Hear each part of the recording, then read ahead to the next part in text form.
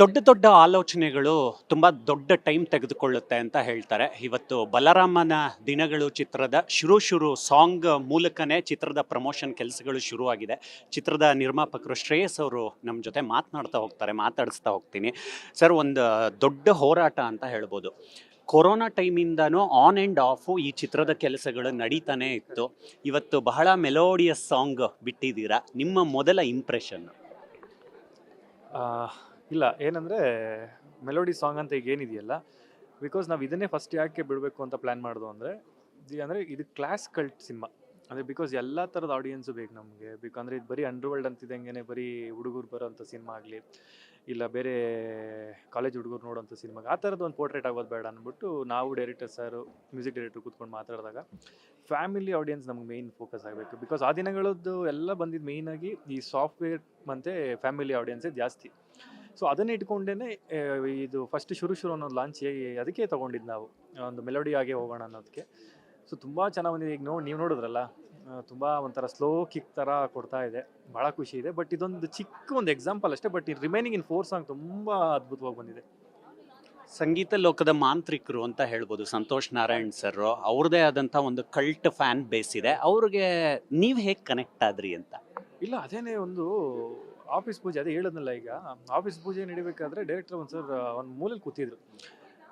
Sir, music ಡೈರೆಕ್ಟರ್ದು ಇನ್ನೂ final ಆಗಿಲ್ಲ, ಏನು ಮಾಡೋದು ಅಂದಿದ್ದಾಗ ಸುಮಾರು ಜನ ಅಪ್ರೋಚ್ ಮಾಡೋದು. ಸರಿ, ಡೇಟ್ಸ್ ವರ್ಕ್ ಆಗ್ತಿರ್ಲಿಲ್ಲ ನಮ್ಮ ಸಿನಿಮಾಗೂ ಬೇರೆ ಡೈರೆಕ್ಟ್ರಿಗೂ.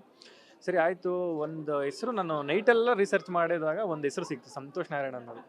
ಇಮಿಡಿಯೇಟ್ ಆ ಹೆಸರು ಹೇಳ್ತಿದ್ದಂಗೆ ನಮ್ಮ ಡೈರೆಕ್ಟರ್ ಸರ್ ಮಕ್ಕದಲ್ಲಿ ಫುಲ್ ಶಾಕಿಂಗ್. ಬಿಕಾಸ್ ಯಾಕೆಂದರೆ ಬಜೆಟ್ ಒಂದು ಆಲ್ರೆಡಿ ಪ್ಲ್ಯಾನ್ ಆಗಿತ್ತು. ಆಫೀಸ್ ಪೂಜೆ ಆಗೋಕ್ಕಿಂತ ಮುಂಚೆ ಒಂದು ಬಜೆಟ್ ಪ್ಲ್ಯಾನ್ ಆಗಿತ್ತು. ಆಫ್ ದಿ ಬಜೆಟ್ ಎತ್ತಿರ್ತಿದ್ದೀರಾ ಮ್ಯೂಸಿಕ್ ಡೈರೆಕ್ಟ್ರಿಗೆ, ಏನು ಮಾಡೋಕೆ ಕೊಟ್ಟಿದ್ದೀರಾ ಅಂತ ಕೇಳಿ. ಬಿಕಾಸ್ ಕಲ್ಕಿ ನಡೀತಿತ್ತು ಆ ಟೈಮಲ್ಲಿ.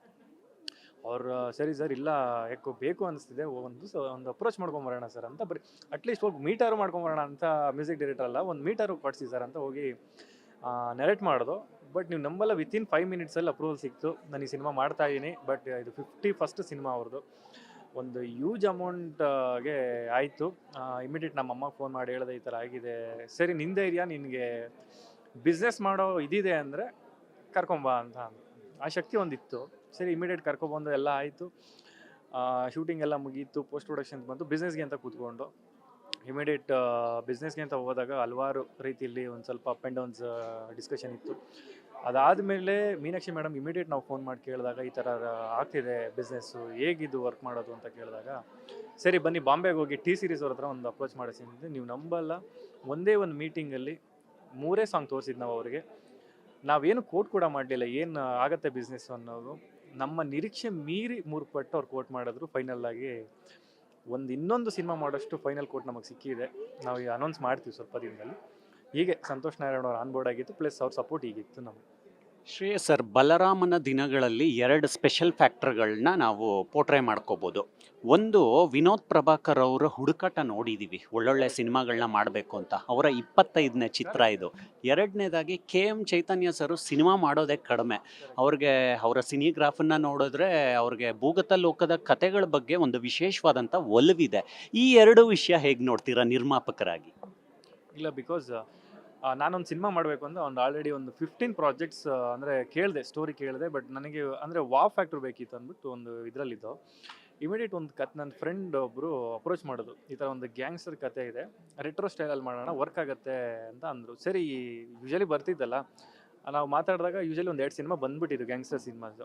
ಸರಿ, ಕತೆ ಯಾರ್ದು ಅಂತ ಕೇಳಿದಾಗ ಒಂದು ಆ ಹೆಸರುಗಳು ಬೇಡ, ಆ ಪಾತ್ರದ್ದು ಅಂತ ಹೇಳಿದ್ರು. ಸರಿ, ಡೈರೆಕ್ಟರ್ ಯಾರು ಅಂದಾಗ, ಆ ದಿನಗಳು ಡೈರೆಕ್ಟರ್ KM ಚೈತನ್ಯ ಅವರು ಅಂತಿದ್ದಂಗೆ ಅವ್ರದ್ದು 10ನೇ ಸಿನಿಮಾ ಇದು, KM ಚೈತನ್ಯ ಸರ್ದು.